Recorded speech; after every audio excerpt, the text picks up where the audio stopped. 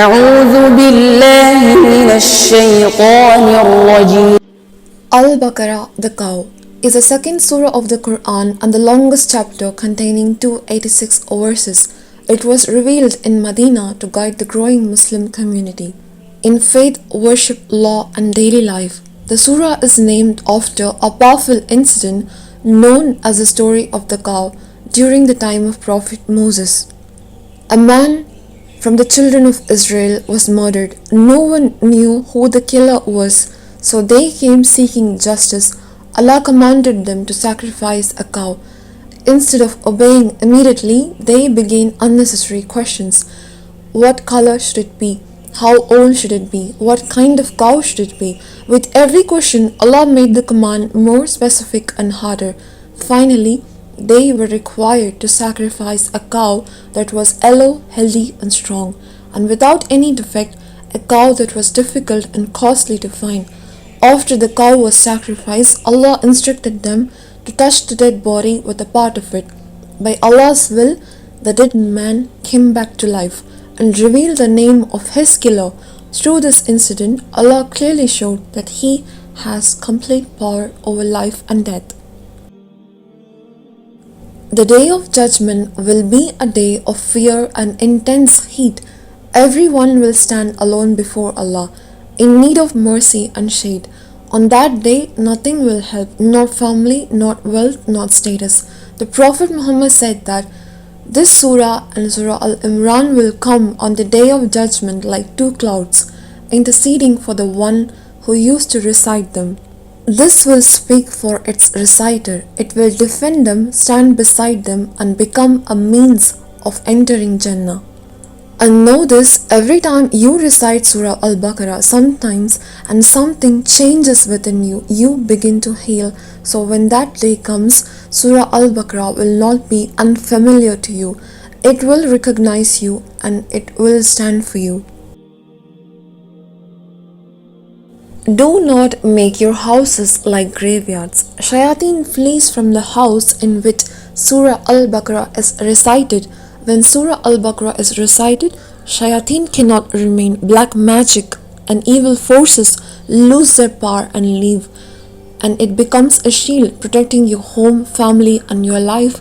And every time you recite Surah Al-Baqarah, something changes within you. You begin to heal, your heart softens, your fear decreases, your connection with Allah grows stronger. So let Surah Al-Baqarah be heard in your home often, because what protects your home also heals your soul. When we recite Surah Al-Fatiha, we make a powerful dua. We ask Allah guide us to the straight path, and immediately Allah answers that dua in the next surah by saying Hudan lil-Muttaqin. This is the book in which there is no doubt, a guidance for the righteous. It is as if Allah is saying, you asked for guidance and here it is. The Qur'an is your guide, but this guidance is not forced.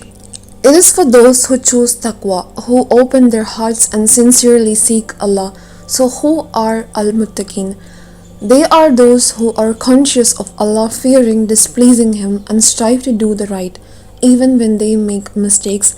In short, they are the one whose hearts are ready to receive guidance. So Surah Al-Baqarah begins as an answer to Surah Al-Fatiha, a divine response to a servant's prayer. It teaches us something powerful. If we want guidance, we must first become people of taqwa. Guidance is not just read, it is received by Al-Muttaqin. Who truly benefits from the Qur'an? And the answer is simple. Allah divides all of humanity into four categories: the Muttaqin, the Kafirun, the Munafiqun, and the Fasiqun. The believers, Qur'an is for those with taqwa and iman. They believe in the unseen, things we cannot see or prove, and trust Allah's infinite knowledge. Their heart, soul, body, and mind are dedicated to worship through prayer, clarity, and good deeds. These people benefit from the Qur'an. The disbelievers, Al-Kafirun. Allah says it doesn't matter whether you talk to them, they have already decided not to believe. Their hearts, ears, and eyes are sealed. They have the ability to hear and see. but choose to block themselves from the guidance. They reject the message even when it is clear and proven. The hypocrites, Al-Munafiqun. This group is described most in detail about 13 verses compared to 4 believers and for 2 disbelievers. They pretend to have faith, but their tongues claim Islam while their hearts and actions contradict it. They are pure hypocrites. They have made up their minds to reject faith. Allah compares them to someone lighting a fire in darkness. They seek guidance but ignore it, choosing darkness over light. Their sight is taken away as punishment, means their hidayat is taken away as a punishment. Unlike disbelievers who block themselves, hypocrites lose their sight after seeing the truth. They are described as deaf, blind, and unable to speak the truth. They go in and out of faith, sometimes believing, sometimes not. Allah compares them to a cloud with rain, which can bring both good and danger. They fear the dangers and ignore the good. They sometimes do good for a short period but mostly remain in darkness. Ignoring Allah's guidance, every Muslim should be careful of these type. Al-Fasiqun are people who know Allah's commands and understand what is right and wrong, but they deliberately disobey. They commit sins knowingly and reject guidance, even though they understand it. They spread corruption in society by misguiding others, committing injustice, or encouraging wrongdoings. They are often included under hypocrites because their actions go against what they know is true. Unlike ordinary disbelievers, their rejection comes after knowing the truth, which makes it more serious in Allah's eyes. The Qur'an mentions that such people may appear to have hearing, sight, and understanding, but because of their rebellion, their hearts are sealed and they fail to benefit from guidance. These verses are not about pointing fingers at others, they are about looking inward. Allah is cleansing hearts.